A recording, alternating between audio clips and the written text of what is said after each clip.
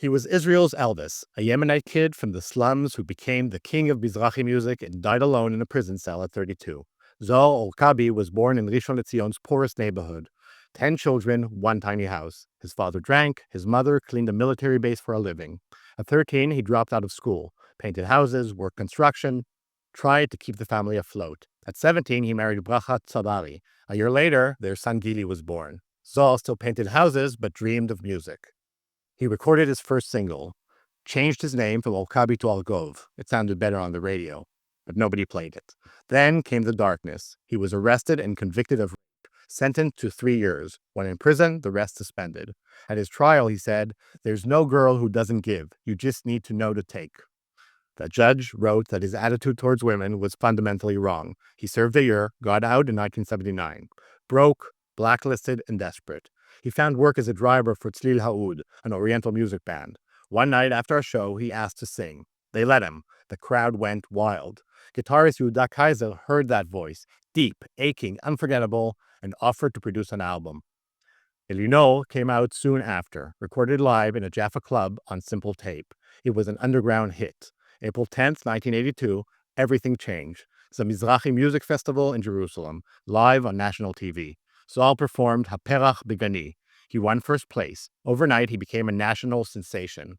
By the end of the year, his album, Nachon Le'ayom, sold over 350,000 copies. Songs like Badad, Kvar Avru Hashanim, and Haperach Begani.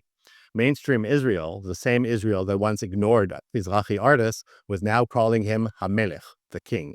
He performed for soldiers in Lebanon, sang to packed crowds. He had everything, but the crown was already slipping.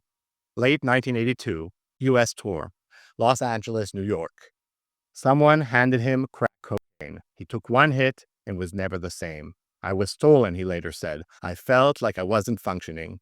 From 1983 to 1986, the spiral began. Still releasing hits, Marlene, Yasmin, Yam Shel Dmaot, but he missed shows, burned through money, his voice began to crack.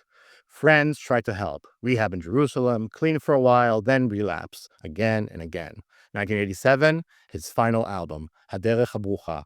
His voice was destroyed, hoarse, shaking from drugs. He tried to block its release in court, said it wasn't worthy of his fans. It came out anyway. That summer, he broke into a Magen David Adom station looking for drugs, got arrested, 6 months in prison. Just before his release, a woman accused him of attempted rape. The case was later dropped, but it crushed him. November 6, 1987, in a Rishon LeZion prison cell, Zohar Orkabi shouted through the night demanding sedatives. They refused.